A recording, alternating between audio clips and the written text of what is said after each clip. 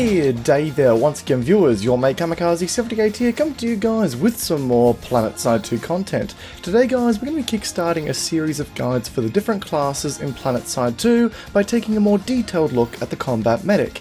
As you guys know, a couple of weeks ago we did a video going over some big tips and tricks for Planetside 2 new players, and it was overall a very well received video, and I really appreciate the love from you guys on that front.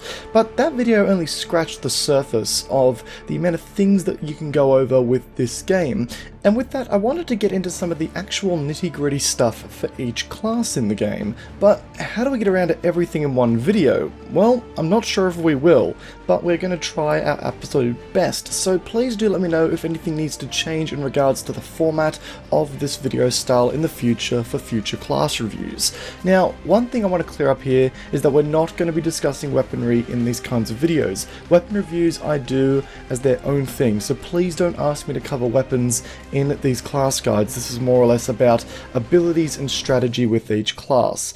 Anyway, back onto topic. One of the hardest things for me to try and figure out with this new series of class guides, and why it has taken me so long to actually get around to making it in the first place, is the format of the video. There's so much to cover, and trying to decide how to cover everything in an easy to understand way has been nothing short of a challenge. But what I think we will do is start off with a quick overview of the class, then go over all of the tools and abilities available to the medic, get some rapid fire tips and tricks behind the class out of the way, and then wrap things up with some of my end game medic loadouts that you guys can try out in the long run. So without further ado, let's get into things. Firstly, what is the combat medic? Well, the name is pretty self-explanatory here. This class is the healer on the field, the supportive unit that aims to keep allies healthy enough to keep throwing themselves into the hellfire of battle. Combat medics are truly the lifeblood of any squad, and in some situations can be the deciding factor behind any assault or defense. All it takes is one combat medic armed with a revive grenade, a good arm, and a can-do attitude to change the course for Roomhold. But this class isn't just called a medic. No, it is a combat medic. The combat part of this loadout is just as important, as they come equipped with assault rifles, a weapon group that can only be described as the most reliable and consistent weapon group in the arsenal. I think if anyone in this game had a chance to use an assault rifle on any class, they would. While yes, you should always be aiming to keep your allies up as a first priority, please do not hesitate to use your assault rifles. I've seen far too many combat medics out there just holding W and M1 while having the medical applicator out, and it never works. So finding that balance is a true challenge. But how do you do the supportive element of the game? Well, let's go over some of the gear options that the medic has access to. The primary tool of the combat medic comes in the form of the tool slot, aka the medical applicator. This little doohickey is capable of directly healing up allies and reviving fallen ones, and will do so at a greater efficiency every time you upgrade it. Simply hold your left mouse button while aiming this little tool at an ally to hit them with a bunch of green glowing nanites that will for some reason make them feel better, or hold the right mouse button while aiming at an ally who is taking a small nap on the job to get them back into the fight. Take note that maxes will take longer to revive than standard infantrymen, so be prepared to stick around a little bit longer for those jobs. Also, just to clear up some confusion, don't try and heal a max with the medical applicator, because they simply need an engineer to come heal them up. Overall, this tool is as simple as it gets. Point and click towards allies to keep them moving. Just don't mistake your pistol for this device, as it will do the exact opposite of what you intend to do. The ability slot is where you can start customizing how your combat medic is going to perform, as you'll have access to a nano regen device and the shield recharging field here.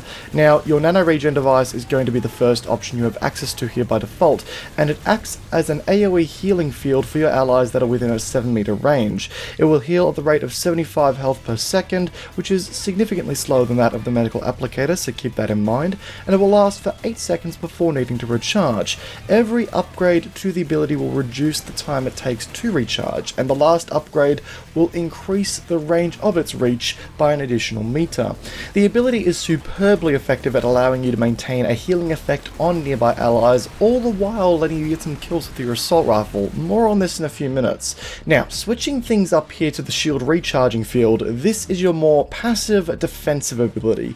This deployable device recharges your allies' shields within a 4.5 meter radius to start, which can then be expanded out to 7 meters with some upgrades, and is mainly best to fortified position that your allies are holding by giving them faster shield regen times. This once again allows for you to take your attention away from healing allies and instead throwing damage back at enemies when the opportunity allows, but it is susceptible to explosives, EMP grenades, and will not move with you, so it does require maintenance to keep up and running with your team. Both abilities are incredibly effective, and it mainly comes down to which best suits the situation you find yourself in.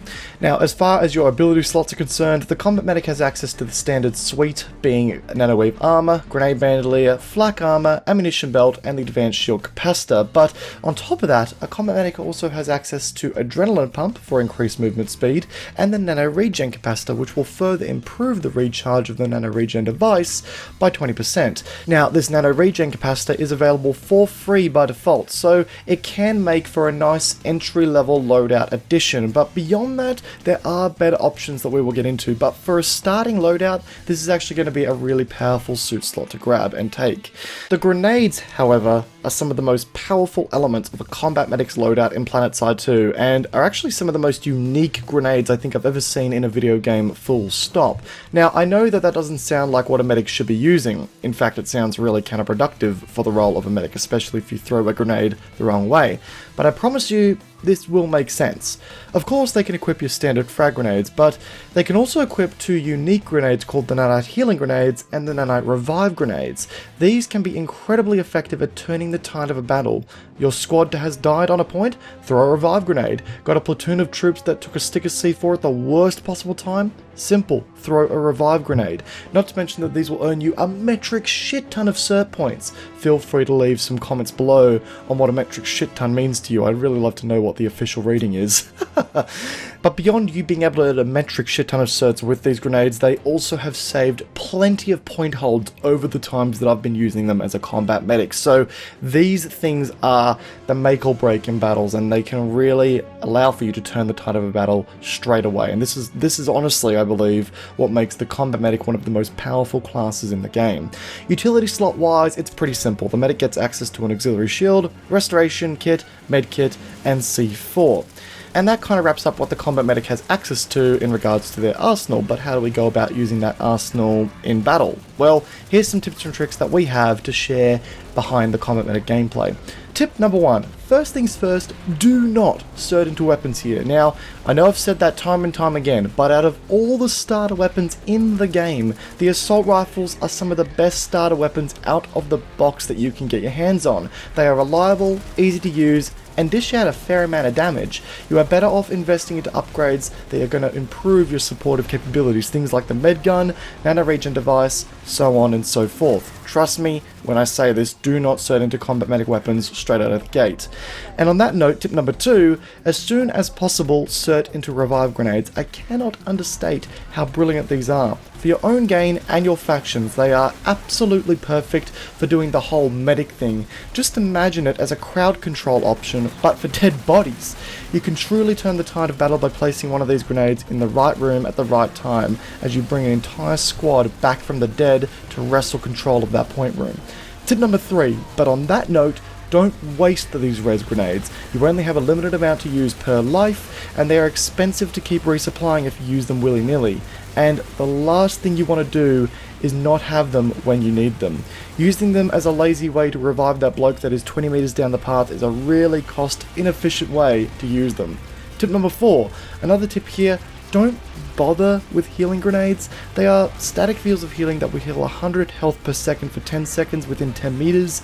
I mean, they can be selectively useful in a defensive situation, but by clumping a lot of troops in this small area for such a decent amount of time makes them big targets for explosive damage. You will see a lot more effectiveness as a combat medic while running revive grenades overall, and revive grenades aren't going to limit you down to a small area for a short period of time.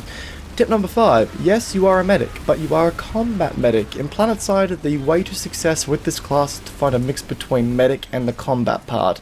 Holding out your medical applicator and then holding W plus mouse 1 is just going to get you killed more often than not. A combat medic that is unable to defend itself is going to be a dead combat medic, and that is the most important thing you can take from this tip.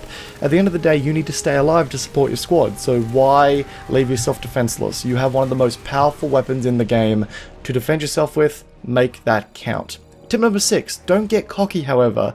You aren't a heavy assault, and while some endgame combat medic loadouts can go toe to toe with heavies in a 1v1, you are the medic that is supposed to be reviving fallen heavies. Don't be a dead medic that anchors your squad's ability to move up. Tip number 7, when it comes to using your abilities, make sure you use them in situations when they are needed. The nano regen device in particular doesn't have the longest uptime and a very long recharge time when unupgraded, so you want to be sure that you're using it in a way that is useful. On top of that, don't leave a shield regeneration device sitting back in a corridor where it isn't being used. Bring it with you as the battle lines change. Manage your abilities to maximize your effectiveness.